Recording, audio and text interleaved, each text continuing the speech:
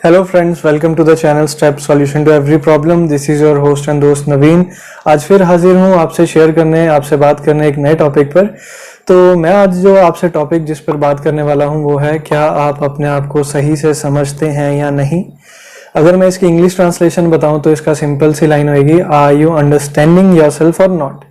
So basically होता पता क्या है जी, बहुत सी ऐसी चीज़ें हैं जो हम अपने लाइफ स्पैन में या शुरू से अब तक करते आ रहे हैं, या हमने कभी देखा हो कि हमारा कोई बिहेवियरल चेंज हुआ है, तो हम एक्चुअली करना नहीं चाहते थे लेकिन बट वो हो रहा था। ठीक है, जैसे मान लो कि आपने किसी से बहस कर ली, you argued with someone but you didn't wanted it. ठीक है, या आपने कहीं घूमने गए थे, वहां पे आपका प्लान नहीं था रुकने का, बट अननोइंगली अनइंटेंशनली पता नहीं क्या हुआ, यू सेड रुकते हैं। तो बेसिकली यहाँ पे होता सिनेरियो पता क्या है जी, कि बहुत सी ऐसी चीज़ें हैं जो हम करना नहीं चाहते लेकिन फिर भी हम कर रहे हैं। वो रीज़न क्या हो सकता है, और ऐसा रीज़न तो अलग सिनेरियो है, लेकिन हम जो कर रहे हैं क्या वो वाकई में सही भी है हमारे लिए या नहीं। ओके, सो कहने का मतलब ये कि हम वो भी चीज़ें कर रहे हैं जिनकी शायद हमने आज तक कभी परवाह भी नहीं की। कुछ चीजें हैं, जैसे मान लो कि आपकी किसी से बहस हो गई और जिसके साथ आप बहस कर रहे हो, the person that you are arguing with is not as important as in your life as your family और फ्रेंड्स और रिलेटिव्स। ठीक है, we hardly care about the things we are working upon. तो ये सब सिनेरियो है कि behavioural change आपको इस तरह से देखने को मिलता है। लेकिन ये चेंज का मेन फैक्टर क्या हो सकता है? अगर मैं आपसे बात करूं कि हमारी जो ब्रेन में सबकॉन्शियस माइंड है, that is one of the major role players जो इस तरह का बिहेवियर शो करता है। कैसे? अब बेसिकली अगर मैं आपको बताऊं तो सबकॉन्शियस जो माइंड है वो आपके अननोइंगली आपके आसपास जो भी चल रहा है उसको ग्रास्प करता है, ऑब्जर्व करता है, रिटेन करके रखता है। जब आप रेस्ट मोड पे हो या आपका माइंड में इतना थिंकिंग नहीं चल रहा है, तो जो सबकॉन्शियस माइंड है दैट इज मोर और लेस एक्टिव। तो जो भी आपको, जैसे आप कई बार सोचते हो कि गट फील है यार, या आपको कई बार ऐसा भी लगता है कि यार ये मेरे साथ पहले हुआ है, that's all because of subconscious mind. ठीक है, तो अब सबकॉन्शियस माइंड एक ऐसा पार्ट है जो आपके बिहेवियरल इंस्टांस को बहुत इफेक्ट करता है। सो अंडरस्टैंडिंग योरसेल्फ के क्वेश्चन में जो सबकॉन्शियस माइंड है, तो अगर उसका आपको सिनेरियो पता है कि why this thing is going on, you can get to know yourself better. अब आपको मान लो कि जैसे आपको पता है कि आपके साथ ये हो रहा है, या आपको ये फील होता है कि ये मेरे साथ पहले हुआ है। अब जो आपको फील हो रहा है ये मेरे साथ पहले हुआ है, अब ऐसा नहीं है कि वो चीज रिपीट हो रही है। अब वो आपको कैसे फील होगा? वो आपको in your dreams you had a vision of that कि ये मेरे साथ पहले हुआ है, लेकिन हमें वो याद नहीं रहता कि हमारा ड्रीम का विजन था वो। हमें ऐसा लगता है कि इन रियल ये हमारे साथ हुआ है, because that dream feels so real because of our subconscious mind. ठीक है जी। सो अब ये जरूरी क्यों है कि हम खुद को ज्यादा जान लें या अच्छे से जान लें? वो इसलिए जरूरी है कि जो भी हमारे स्ट्रेंथ्स और वीकनेसेस हैं वो हमें पता हो, और कोई ऐसी सिचुएशन अराइज होती है जहां पे हमें स्ट्रेंथ से काम लेना है या वीकनेस शो करनी है, या वीकनेस नहीं शो करनी, इवन स्ट्रेंथ भी नहीं शो करनी। तो उस सिचुएशंस में when we know where we stand and what we have in our pocket और what we have in our brain, तो उस सिचुएशंस में जो हमारा ये पार्ट है अंडरस्टैंडिंग योरसेल्फ वाला पार्ट, वो काम करता है। अब मैं आपसे ये बताऊंगा कि हम अपना जो ये अंडरस्टैंडिंग योरसेल्फ वाला पार्ट है इसको कवर कैसे कर सकते हैं। बहुत इजी स्टेप्स हैं, ध्यान से सुनिएगा। सो सबसे पहले तो आपको क्या लिखना है कि आपको अपने बारे में ये लिखना है कि आपकी क्या गोल्स हैं या आपकी क्या एम्बिशंस हैं फॉर द लाइफ। अब उससे सबसे पहले ये करने से क्या होगा कि मान लो आपने कुछ भी गोल लिखा कि मेरे को 5 साल के बाद अपने आप को यहाँ पे देखना है। अब वो 5 साल का जो पीरियड होगा, उस 5 साल में आपको ईयरली एनालिसिस मिल जाएगा कि मैं फर्स्ट ईयर में ये करूंगा, तो सेकंड में ये करूंगा, थर्ड में ये करूंगा, फोर्थ में ये करूंगा, फिफ्थ में ये करूंगा। तो by the end of the fifth year I will be achieving my goal what I thought of. ठीक है। फिर जब वो एनुअल गोल्स आपके बाइफरकेट हो जाएंगे, फिर वो एनुअल गोल से बनेगा मंथली गोल, कि अब पहले साल के 12 महीनों में हम क्या करेंगे कि जो हमने पूरे साल का गोल सोचा है वो हमारा अचीव होगा, ठीक है। फिर ऐसे ही from months it will go to the days. अब जब डेज पे आ जाओगे, that's gonna be your short term goals. अब शॉर्ट टर्म गोल्स आपको अचीवेबल है या नहीं है, सबसे पहले वही पता चलेगा। और जो आपके शॉर्ट टर्म गोल्स हैं जिसको आपको देखना है कि वो अचीवेबल है या नहीं है, that only and only depends on your strengths, weaknesses and determination to do that, ठीक है। सो जब आपके डेज का शॉर्टर गोल हो जाएगा, मंथ्स का हो जाएगा, फिर फर्स्ट ईयर को आएगा, फिर ऐसे ही सेकेंड ईयर, थर्ड ईयर, तो उसी के बाद अगर आप अपने आप को 5 साल के बाद विजन देते हो, तो जो आप विजन ले रहे हो, आई एश्योर कि वो जो आपकी विजन है वो मोर और लेस सेम होगी जो आपने खुद को विजुअलाइज किया था वो सिचुएशन में आने से पहले।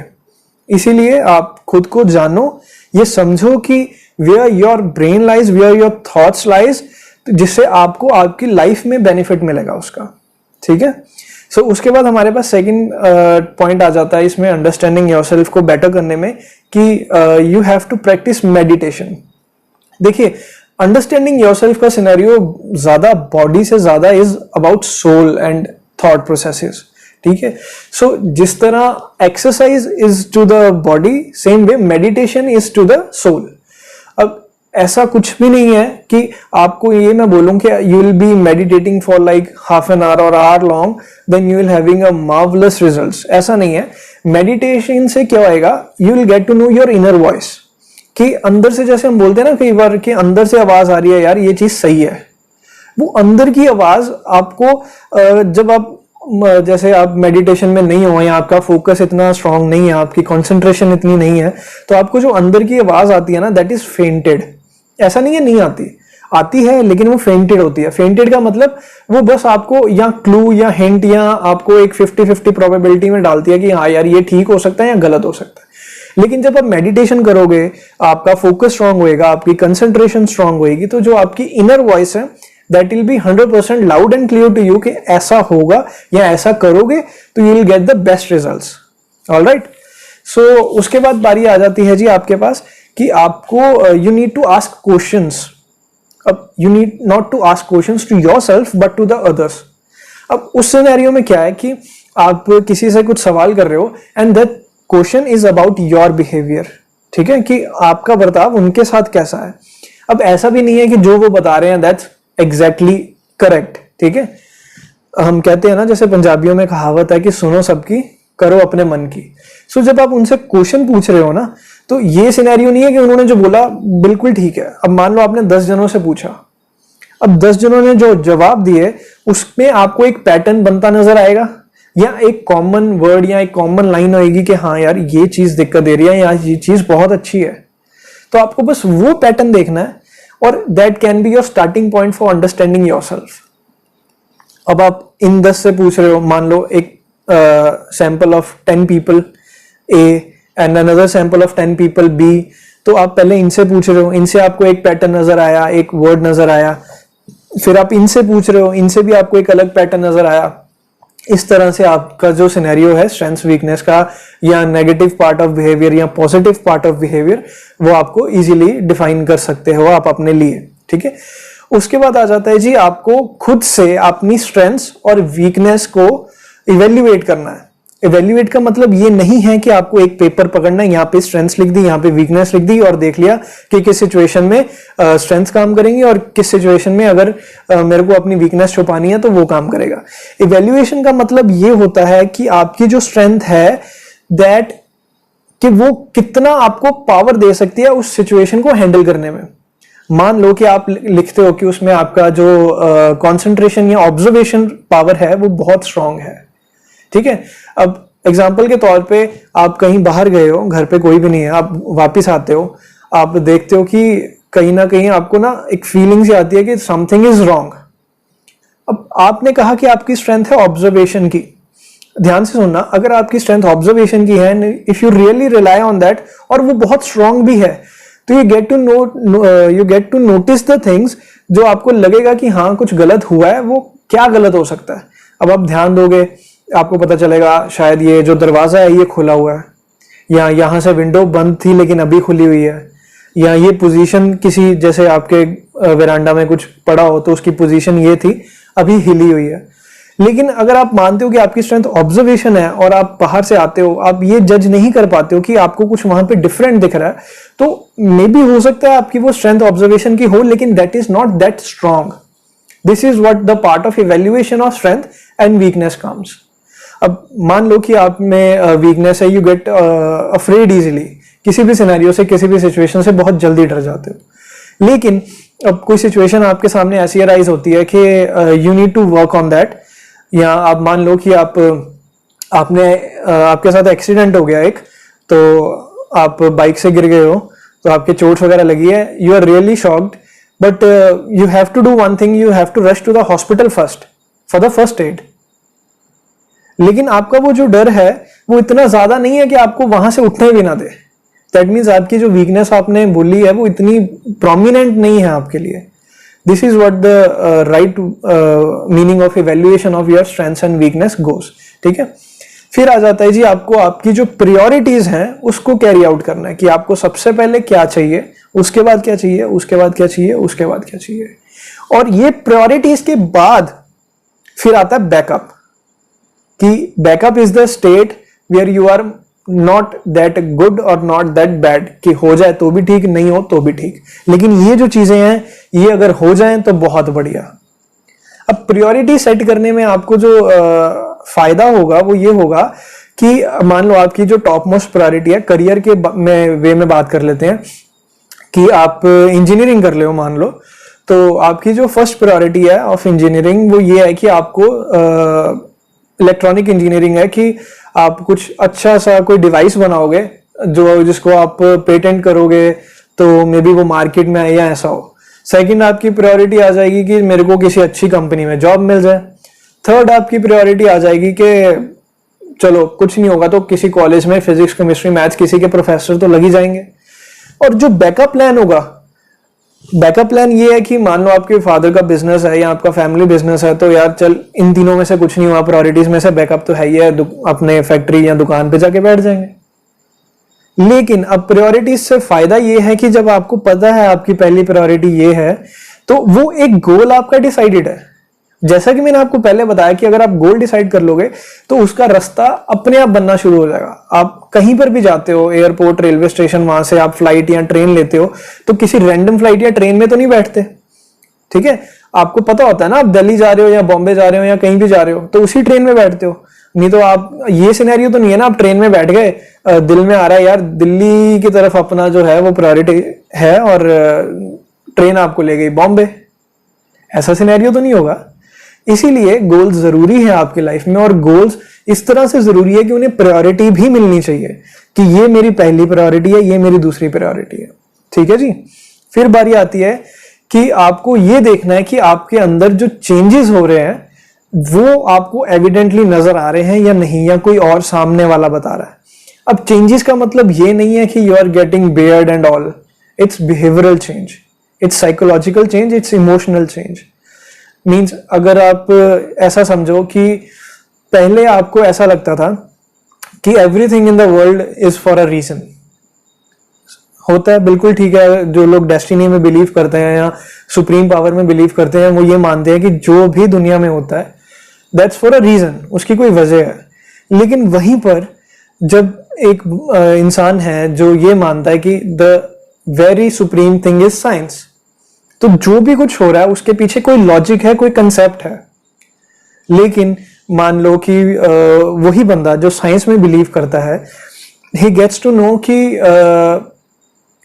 जो उसने फोरकास्ट किया, मान लो साइंस में उसने फोरकास्ट किया कि there is a very like 99% और 100% चांस कि that there is a flood like situation in his city. लेकिन अब व्हाट हैपेंड इज कि वो जो फ्लड लाइक सिचुएशन है that has a probability of 1, that means sure shot event probability, लेकिन फिर भी वो फ्लड नहीं हुए। व्हाई? तो उसको ये बिलीव हुआ कि यार यहां पे what science it can be, he goes for the thing कि यार इसके पीछे क्या लॉजिक हो सकता है, क्या कंसेप्ट हो सकता है कि ये फ्लड्स आने का बहुत स्ट्रॉन्ग चांस था लेकिन फिर भी ये फ्लड्स नहीं आए. If I'm not wrong, there's a movie, Hollywood movie, San Andreas, of Dwayne Johnson, right? तो उसमें क्या है, उसमें वो प्रिडिक्ट करते हैं कि ये इतने रिचर स्केल का अर्थक्वेक है, काफी हैवी है, ये है वो है. तो अब science has things to make sure कि ये जो फोरकास्टिंग है वो कहीं ना कहीं एक्यूरेट हो. वैसा ही सिनेरियो है कि अगर मान लो उनकी एक्यूरेसी इतनी स्ट्रांग थी, अगर वो ना होता तो what would they have said कि भाई कुछ तो ऐसा था जिसने बचा लिया, नहीं तो ये तो होना मुमकिन ही था. अब ये तो है कि आपका एक डिवोशनल चेंज है, लेकिन अगर एक बिहेवियरल चेंज की बात करूं मैं, जैसे मान लो कि you was a very jovial kind of person, बहुत इजी गोइंग, हंसी मजाक सब कुछ, लेकिन यू डोंट नो कि आपके साथ ऐसा क्या हुआ, यू हैव नो क्लू कि आपके साथ ऐसा क्या हुआ, आप बहुत ज्यादा इरिटेटिंग हो गए, जल्दी गुस्सा आना शुरू हो गया. That's kind of behavioural change. अब वो आपको पता है या नहीं पता है, it hardly matters because you have been changed from that part. अब आपको करना क्या है, अब जो आपने चेंज किया है, अब आपने उसको देखना है कि is it a positive change और a negative change and how can you rectify that. Okay, फिर बारी आ जाती है कि आपके जो स्ट्रॉन्ग इमोशंस हैं आप उन पे रिएक्ट कैसे करते हो. Anger is a strong emotion, happiness is a strong emotion, grief is a strong emotion. तो अब anger is what, anger is like the outcome of irritation, कि यू आर लाइक आप कुछ करना चाहते हो, आप कर नहीं पा रहे हो, इरिटेट हो रहे हो, इरिटेशन से गुस्सा आ रहा है, या आप किसी को कुछ कह रहे हो वो आपकी बात नहीं मान रहा, you are getting irritated, irritating से आपको गुस्सा आ रहा है कि भाई कैसा बंदा बात ही नहीं मान रहा है. तो जब आपको ये पता चलेगा कि आपके स्ट्रॉन्ग इमोशंस में आपका रिएक्शन कैसा है, you can control your mind better. अब देखते, अगर मैं आपको एक चीज बताऊं तो कहते हैं ना कि गुस्से में किसी को कुछ गलत नहीं बोलना चाहिए और खुशी में कभी कोई वादा नहीं करना चाहिए, बहुत तकलीफ देते हैं.